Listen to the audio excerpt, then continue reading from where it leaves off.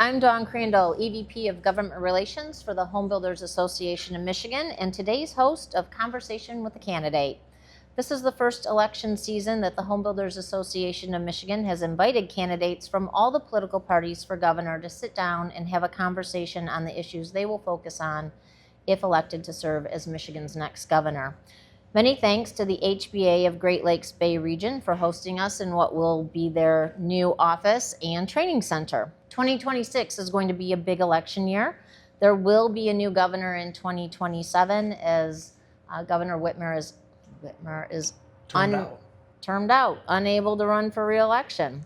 So along with candidates running to serve in the executive branch, every seat in the state Senate, being 38, and in the state House, being 110, will also be on the ballot. And today I'm joined by Genesee County Sheriff Chris Swanson. And for those of you who have attended some of our summer conventions in the past, he has been an opener for us of opening ceremonies where he has addressed us from a motivational standpoint. You were first appointed sheriff in 2019, elected as sheriff of Genesee County in 2020, and reelected in 2024. You oversee the 5th largest sheriff's office in Michigan, and you are responsible for jail operations, patrol, court services, and investigations. Thank you for joining us today. Others, yes, thank you. So you've spent your entire career in law enforcement. Yes, but also had a number of things simultaneous to law enforcement. I live the life of 10 people. It's because you don't do caffeine and you don't sleep. Imagine if I did. Yes. And as sheriff, you founded the Genesee Human Operations Strike Team, or GHOST, right, and the Ignite program. So why don't you talk a little bit about these programs and why you felt compelled to create them and get them introduced into the community? Yeah, well, first, GHOST, chronologically, was the first. I've been in law enforcement. I got hired in 1993, so this June I'll have my 34th year. And I went to police academy right just where we are, from about 20 miles from here, Delta College in 1994. So I've been in law enforcement my whole career. And my dad and my grandfather, the both Detroit police. But I knew I was going to be a long-term officer, and I wanted to climb the ranks. So that being said, you see a lot in Flint and Genesee County. And when I was an undersheriff, I got connected with a human trafficking organization out of the West Coast that sent undercover operators like myself to foreign countries, and we were to break human trafficking circles and cartels there. So my first trip was in Mexico in 2017. We went to safe houses. We talked to survivors. We talked to people that had broken up those operations. My next trip was in Haiti, and I've been to Haiti more than any other country in the world, never on a cruise trip. And we did our undercover operations there. It was day 2. I was playing a role of a CEO, and we went into a particular location, and there were girls that were taken from actually the UK that thought they were going to go work in a 5-star hotel, and they were trafficked. So we're building this operation out, working with retired SEAL team members. And on day 2 of that operation, I cut a video with Port-au-Prince in my backdrop, and I said, if you're going to do something, do something that you really want to help with in the cause. Fast forward, I came back. I went to my sheriff at the time and said, I saw live what's happening international. We need to do this locally. So he gave me the autonomy to start our own proactive team. We started May in 2018. We use web-based platforms to post ads for underage kids. And the first time we did the operation, we expected to get 1, and we arrested 6. And as of this show, it's 250 plus predators later, and almost 8 years, and we've never lost a case. And we've done in 65 counties throughout the state of Michigan and 9 states throughout the country. That's just GHOST. That's just GHOST. So talk a little bit about Ignite. Ignite was another idea. I was a kid coming out of high school. I didn't have great grades. I got into community college, and I met different seed planters, Avon Burns from Mott, and that led me to the sheriff's office. And then when I got my master's at Michigan in 1998, Dr. Ellis Perlman was one of those seed planters. I just come off a drug team working in the Beecher District, Bill Clinton crime bill. And my thesis was, what really does reduce crime? Is it more cops? Is it harsher sentences? We're talking the 1990s, so there was a lot of harsh sentencing, life sentences for drugs. And I found back then it was education, hope, and job placement. So that seed was planted. Fast forward, I become the sheriff in 2019. I take office in 2020. I'm also the emergency manager of the county. So we flipped into that role during COVID. George Floyd gets killed, and we were going to have a riot. In May of 2020, we chose a different path. But as that's happening simultaneous, I knew that as being sheriff, I want to do something different. So being in the sheriff's office for so long, I see generations come through the jail, the same names, and thought, we're going to do something different. This is crazy. And so in 2019, July, I came up with Ignite, inmate growth naturally and intentionally through education. Kind of like what we're here in this training center. If you give people a pathway to education and give them a trade and give them a stable path when they get out of jail, they don't come back. And so after George Floyd's murder, we walked to the people. They said, what are you going to do next? I said, we're going to change the way we do jail. And we launched Ignite September of 2020. And we have completely transformed Genesee County. It's now trademarked. And Ignite is now in 15 states and 40 sheriffs across the country. It is the absolute reason we have reduced crime, restored families, studied by Harvard, Brown, and Michigan for 18 months. I went to Oxford and England to speak to 82 countries on literacy. Ignite works. So we have a nonprofit called Skill to Build Michigan Foundation. There you go. And we work to cultivate, educate, and recruit into the trades. And we work with littles, so K through 8, but we also work with veterans and returning citizens. So we try and get them into the trades. There's a huge need. We will talk about that in a little bit. But your public safety experience has provided you with seeing individuals at their very bottom and at the very best. How do you take those experiences and knowledge and implement that should you be elected governor? I saw my first violent death. I was 18 years old. I was an intern. It was right across from Meyer on Center Road in Burton. A guy took a pistol out and shot himself. His wife was on the way back from Burger King. That was a moment that has seared in my life that caused me to become a paramedic. And it caused me to be, so aggressive on trying to find hope. That was just the first of thousands and thousands and thousands of traumatic scenes throughout my life. I could absolutely have a demeanor that is, pessimistic and hateful and have all these reasons to be miserable, but I choose not to be. And I use that as part of my leadership mentality, is people's pain teaches me that if I can keep it from happening to someone else, then there's a pathway for me to do something, that's impactful. So my whole life has always been taking broken pieces and try to put them back together, taking chaos and making order out of it. And when you look at the work that's done in Flint, even post-water crisis, when 100,000 people, January 2nd, 2016, you can't drink your water, you can't bathe your children, you can't mix baby formula. Those are things that in a governor's role, you better have somebody who's got ice in their veins. You better have somebody who's been battle tested, who won't be hiding in a bunker when things are going sideways. And that is a training ground. And when you look at, people being deployed, they get experience that others can't. I've been deployed for 34 years, and there's no better place to transition up from a sheriff of a big county to governor than that. So what experience or situation comes to mind as being the most beneficial in guiding you? To be the governor? Mm-hmm. Well, I think on May 30th, 2020, during the George Floyd protest, and I look back, and I was just talking to another reporter yesterday, actually, and we were recounting, the things that have happened, and I say to anybody who said, I said, that moment, the world got to see what I've been my whole life. And I say that when it comes to leadership, leadership is preparation and opportunity, whether it's good or bad. When those things intersect, that's where you succeed or fail. And so everything I've done, the teaching at U of M, the work that I've done at the sheriff's office, my own businesses, all those help mold a well-rounded leader. But the moment that was what I would call the line in the sand was that moment. It wasn't because I was somebody different. It's what everything that I had done up to that point was tested, and what comes out of my cup. At that moment, I even have a picture of it. I just saw it this morning. It was flying in my wife's digital frame, and there's a picture where somebody snapped it from the media, and I could tell that the crowd is chanting, and I had this vein in the side of my head, and I had this tense look in my face, and I'm thinking, what was going on in your head right there? And I will tell you that when it comes to executive leadership, people are going to want somebody who doesn't read the playbook when things are on the line. They want to know that you've already been prepared and you're ready to act. And that moment was that moment. So you've been campaigning across the state. I follow you as I follow many candidates on social. You've been Southwest, Marquette, UP, all over. It's a big state. Yes. As you campaign across the state, what are you hearing from individuals? What are the things that keep voters, citizens up at night as they're moving through this transition? Yeah, they hate division. I see more than any, whether it's the rural side, whether it's the fruit belt, whether it's Monroe, people are exhausted with the hate. They're exhausted by losing friends and family over politics. People are frustrated with just the rhetoric that comes. If you don't like this, then I have to hate you. That above all, no matter where I go, people are exhausted. Unity, I've been running on that my whole life. Protect, serve, and unify. It's even on our patrol cars. Unity is not uniformity, but unity is truly what people are seeking. And I saw that.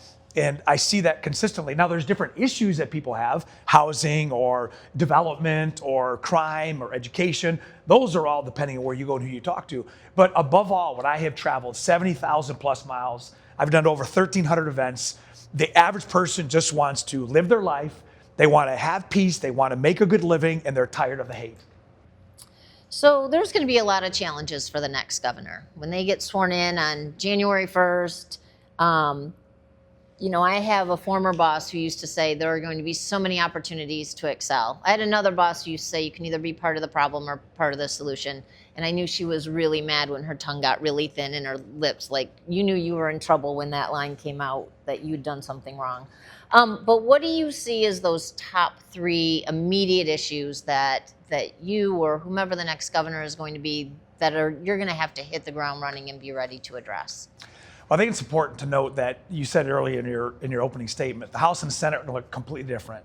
And there's a branch of government for a reason. And so you have to work with the legislative side. So that first and foremost, on that day, delivering my speech will be a speech of unity and progress. I mean, setting all things aside, the whole country is going to be watching the state of Michigan. We're a purple state, we're a crossroads state, we're a battleground state. So everything comes from the top, and I set the tone. The second thing is, you divide the needs, and it's actually 4 that I have found. Public safety, education, economy, and environment. Those 4 things, above all, wherever I go, it's one of those 4. Now, there's a lot of subgroups. And so to answer the question, depending on what the issue is, because the governor's kind of like the president, you solve problems that others can't. And you make decisions that you have to walk in front of the people and say, this is the best for the state. And so when it comes to public safety, keeping people safe, keeping people's rights safe, keeping businesses safe. When it comes to education, making sure that public education and trades and pathways to success are dialed in. And when it comes to economy, bringing up that GDP with more goods and services and not taxing people to death, because that's limited. This is unlimited. And the environment, there's no reason that any environmental issue should be partisan. Clean air, clean water, clean land, that's for all of us. I know this firsthand coming from Flint. Those are the 4 key issues that we're going to focus on. We're going to make big changes and a lot of improvement. We always say housing shouldn't be a political issue. It should be a policy Right. issue. Whether you're a Republican or a Democrat, everybody needs a place to live, whether that's Right. an apartment, a townhome, a single family, a studio, something above a Main Street That's shop. There's so many different types of housing. And I always like to reference 3. And if I may, interesting Yes, enough, please. what you just said, housing, impacts all 4 of those. We All always 4 say of those. housing is economic development. Right. You can't have one without the other. You can't have clean housing, good housing, and have public safety and the environment and education. If a kid doesn't have a place to go and have a safe place, then, I mean, you're right. Housing, it really is is a common denominator in a lot of those issues. Yeah. So I like to reference 3 sets of permit numbers and people downtown are like, oh, here she comes with her numbers again. But I really think it sets the stage for conversation to show that we are truly in a housing crisis. So in 2005, there were roughly 54,000 single-family permits pulled. In 2007, that number dropped to 15,000. In 2009, there were roughly 6,900 single-family permits pulled in the state. And while many people may see homes being built in their area and they see the trucks delivering trusses or windows or siding or lumber, until you hear those numbers, you truly don't grasp the impact or lack of housing that is taking place in the state, which is contributing to the unlimited supply, to the increased demand. Michigan continues to be in the middle of a housing crisis. There's not enough supply to meet the demand. And the median cost of a new home in Michigan in 2026 is $398,000. A little bit more, but I'll round down. And the income needed to qualify for that home is a little over $122,000. So we are projecting for 2026, 15,376 single-family permits to be pulled, which is down from 2025. And I will say that since 2005 and the numbers that have dropped as we've continued to be on that slow, I think I can, I think I can, I think I can. This is the first time that the number has dropped below the previous year. So it's not like we've peaked and valleyed, but clearly there's an issue to be solved. And every time you increase the cost of a home by $1,000, you are pricing out over 5,000 households from being able to get into a home. So a lot of people will say, oh, it's, $500 here or $250 here, or it's just one more study. But every time you add into that, it prices somebody out. So most groups can agree that there's 5 L's in housing: lending, lumber, materials; land, labor, workforce; legislative policy, laws and regulations. And after many conversations that I have had around the state, I'm going to add 2 more to those, which is lag time, the time to actually get a process done, and legal expenses, because a lot of times you may end up in court over an issue locally. So our National Association of Home Builders does a national study every 5 years, and 2021 was the last year. They're going to be coming out with new numbers this fall. And they have found that the financial cost to a home in all these things is just around $94,000 before a shovel goes in the ground. So I want to be clear to the people in the back who sometimes challenge my numbers. It is a national number, and it goes into the cost of applying for zoning approvals, the hard cost of compliance, so fees, required studies, land dedicated to the government or otherwise left unbuilt, standards, setbacks, fees paid by the builder after purchasing the lot, changes to building codes, which we have not updated the residential code since 2015. There's a whole other story on that. Architectural design standards, OSHA, and other labor requirements. So I've heard that you have a housing policy. So you want to talk a little bit about that? Yeah, and I think what you bring up is a great point. And if people reflect back to those 1990s and early 2000s, you would see subdivisions and it would be just people everywhere. I mean, I remember the parade of homes, and you could go and sample, and builders would have their spec houses, and you could literally, I got married in 1994, and I went, and our first condo was $94,000. And, that was a push for us back then, but you were part of, I was a 4-unit condo, and we could pick out our windows and where we wanted them. And it was part of the dream. That dream is gone. And I learned for the very first time in 1994 what price per square foot was. And then you would see, boy, if you contracted it yourself or you did this, it's this much. And now it's unaffordable, it's unattainable. And so to answer your question, the housing crisis is part of infrastructure. When people talk about, attracting manufacturing or new business, infrastructure is not only just what's underground, it's what you can provide for people to come to those communities and actually have a place to stay while they're being a part of that industry. So I think we need to be very clear that housing is critical for people to go to in order to have a shot at the American dream. At the same time, there's different types of housing. Mm-hmm. There's sometimes, when I first got married, we had an apartment. And then during different houses where we were moving, we rented a house for a year. We did that multiple times. So the rental unit is an issue. The single family homes are an issue. Multifamily homes, condos, those are that gap where the middle class needs to find a place. And unless you have a rent or a luxury housing, there's that gap in the middle. So affordable housing is somewhat subjective. Mm-hmm. So the plan is to create an opportunity for people with a lot of those L's. I think the state of Michigan needs to do more with being a partner in the finance part of home ownership, whether it's incentives or a public-private partnership. Up in Marquette, they have multiple counties that got together. They formed a co-op, and they're building up over 200 affordable houses. That makes sense. And as long as you don't have a government who tries to not only just undermine the system, but tries to use it in a way where the red tape, it kills the dream, there's a good partnership there. So the plan that I have is to look where the gaps are. We have about 140,000 homes in deficit that we need. 60% of the houses in Michigan are built before the 1980s. With that, you have energy deficiencies, you have lead-based paint, you have lead pipes. Like, if we're going to be a trend-setting state, then you got to look 25 years down the road, not the next term of the re-election. So this whole thing, and I know you guys are hitting that 25,000 new homes at a certain amount. I just want 10,000 new homes the first 24 months. Let's take those new homes in partnership And that's where local zoning comes in, and I agree with HBA. The local community should have the final say and should not overcharge, overtax permit people that are trying to get a good start. So I think if we do that and we work with areas that not only have a desire, but also there's a look of where the infrastructure could benefit most, that's where those houses are going to be spread out. And I think the state of Michigan can be a good partner in that. And I'll end on this. Infrastructure and housing, divide the state up in 3 colors, yellow, red, and green. And yellow means that they have baseline infrastructure in that community, whether it's a city, a township, or a county, they're wanting to talk about development. If it's a red zone, then they do not have infrastructure and they don't want manufacturing. Don't try to take out 400 trees in Kalkaska County. They don't want it. It's a red zone. A green zone is infrastructure, housing, a workforce, and they're open to anything around the world. Now we are competing with the entire globe. And when somebody can look at, as a quick reference, throughout the state, where can we go to help? It's a clear idea that they have a place to go. But housing is part of that equation. So my plan is to make sensible business decisions where the state is leading the charge, working with other investors that are not price gouging homeowners and bringing that dream back.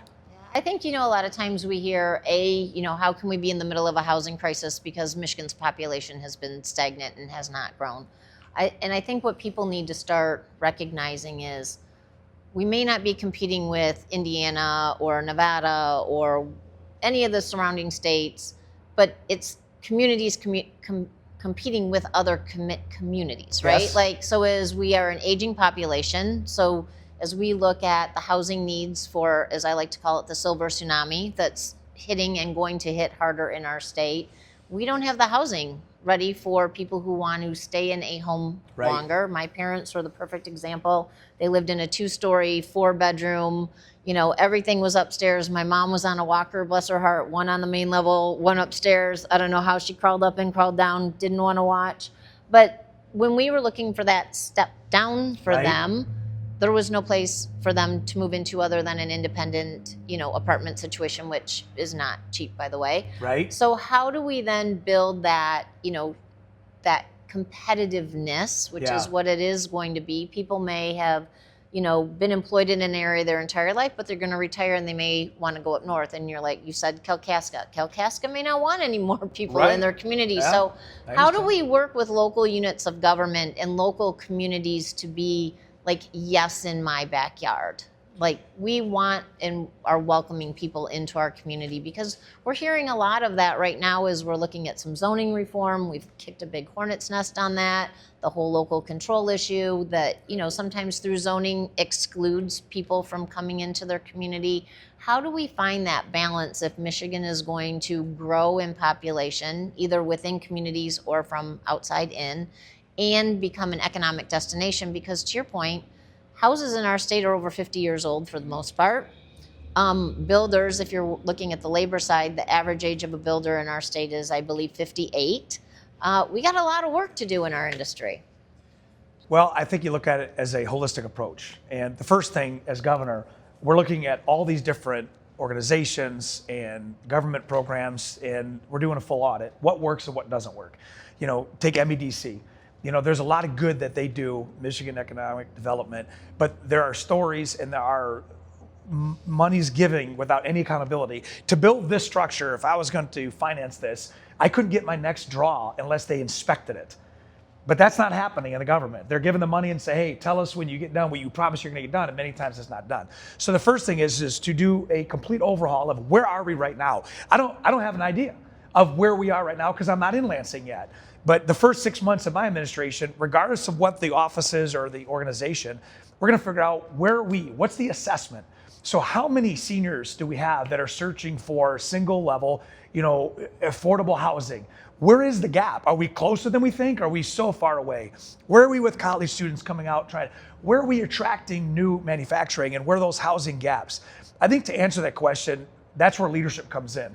And that's what I excel in, is making order out of chaos. Right now we have a housing chaos crisis. But I think it's worthy to note that every community should have local control. But when you try to force development down someone's throat, is specifically, a manufacturing development or an industry that they don't want, then it doesn't help when you're trying to do something else on the residential side. And to be unclear is to be unkind. And so that's why I think people should be excited that the Swanson administration is a partner with locals. That's why I push back on 233 that removes a lot of that local control when it comes to zoning for big manufacturing. I mean, people have lived in communities for generations. Don't tell them what they're going to do. I spoke with MML and I always said local control where the local elects. You're getting your hair cut by the same people who voted for you. You're mowing your yard next to the person who has your sign. Those people know those communities the best, but I don't know if there's a great trust in locals with the state government. We're going to change that around, and part of that is the leadership. And no disrespect to what's been happening in several years, that's what makes this different. But that's the answer to your question. It's a holistic approach. It's a long-term approach. Where are the gaps? Where are the surpluses? Maybe we're not as far off as we think. And that's what's going to give people some credibility, thinking, all right, we need to get 3,000 new single-family homes, and it's got to be by this time. Here's why. Bang, bang, bang. We need to get multi-home communities built out because we have this manufacturing opportunity over here that if they don't have some place to house their workers, then we're not getting any of that, and that's not raising the GDP. Right. And that's the thing I always say when I talk to economic developers is if you're looking at bringing something into a community, you have to have housing on the front end of that conversation because of the lag time of process through permitting and approval and all the things. You can't just say, oh, by the way, we're bringing in 800 employees and we need houses and there's no place for them to live because you're not going to pop up a subdivision overnight. And where will they go? Indiana, Ohio, Wisconsin. We're competing with 49 other states, but also a global market. And we are a global economy. In Michigan, having a $700 billion plus GDP, we can increase that. If we increase that, it creates an ecosystem of financial gain for all of us. Yeah, housing will always stay here, hopefully. I mean, we did lose a lot of builders in the downturn, but you can't. You need builders to build it. AI is not going to replace. Replace building. So how would you address the labor shortage in the residential construction industry? Start in the jails. I mean, Ignite is a reason why it works. And at the same time, bring those trades into the middle school and working closely with the MEA, they agree with that. There's a lot of kids that, and myself included, I was not a bad kid, but I wasn't a great student. I'm very didactic. And so I like to use my hands. I like to, I would say there's 4 different temperaments: choleric, sanguine, melancholy, and phlegmatic. I'm not a melancholy, a detail guy. I don't like Legos or erector sets, you know what I mean? I'm a choleric sanguine, a fun, hard charger.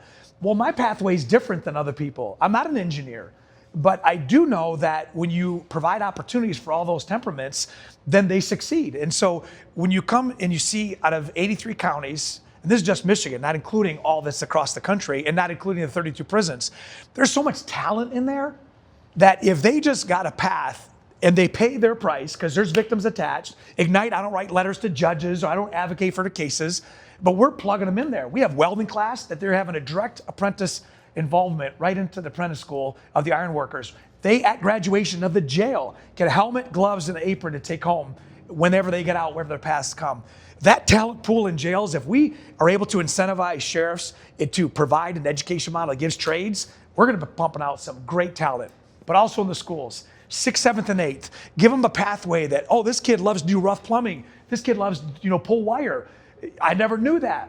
You force somebody into a portal that they're not used to, then they're going to be frustrated. And they're going to graduate wondering, I don't know what to do.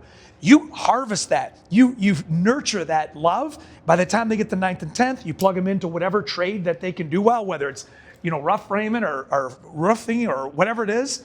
Then that 11th and 12th, they're coming here and they're putting their skills to test. They're graduating making $35, $40 an hour. The shortage is right there, but the fix is right there as well. I always say, one of the best experiences is go through a career tech education construction trade program where they're building a home and talk to those kids because they will point that they installed that window or they did that framing. There's some or ownership. And they're so proud, or they did the stairs, and they're learning geometry in that space as opposed to in a classroom where it's a little bit different, and maybe they don't learn as well because they can't apply it and it doesn't make sense to them. I always say I never took Algebra 2, but I did take Algebra twice. I don't know if that counts, yes. but. Yeah. I'm with you on that. Yeah, I'm with you on that. So, go ahead. No, I just think what you're saying is key, is we need to create the pool of talent. It's there, and we need to have the ability to tap into it.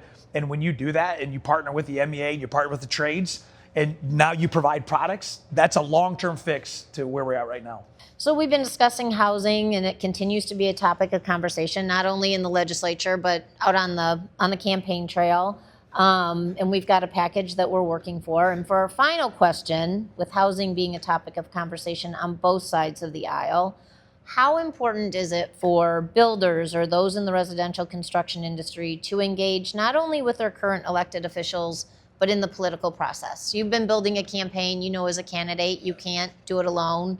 What would you advise builders, citizens, as there are many candidates running on both sides of the aisle, and we're going to have a very active independent piece of this campaign as well that we've never really seen before in an election cycle? How important is it for voters to get engaged, learn, and then volunteer for campaigns and build those relationships? I'd say overall, the first thing is progress shouldn't be partisan. And it's going to take all of us. Don't look at what one person is doing and based on that party determine what success or failure that person is going to have. The first thing is, as somebody who has taken it very serious, that as a Democrat, I'm going to run to be the governor of the state of Michigan. And my crossover appeal is because I'm not a jerk. And I go into communities and I go into places that others have not. And when you are talking about human lives and you're talking about public safety, environment, and economy, and when we talk about education, those are areas that cross over on every level. So when it comes to the building industry, on both sides, forget the politics and remember your profession. I know in law enforcement, I don't take a litmus test of who's calling 911. When they call, I respond. So my first interaction with HBA was at a lumber yard off Bristol Road in Burton because of Jeremy Morgan. And it was right during COVID, and we had all our social distancing. And I had 3 new builds that I've done throughout my 53 years. I love the building process. I walked in here and I was telling some of the staff, I'm like, I love the smell of lumber in progress. So I would say be active in the political role because we need each other. And then this is one of those industries that we talked about it is if we're going to succeed as a state, it's going to take everybody, including our builders. It's going to take our trades and those who want to invest in Michigan know that we've got a workforce ready to go. Nice. Well, I would like to thank you for joining me today on Conversation with the Candidate. And I hope we will continue to stay engaged. And if you ever need clarification on issues, home builders are here to assist. Thank you so much. Appreciate it. Thank you you so much.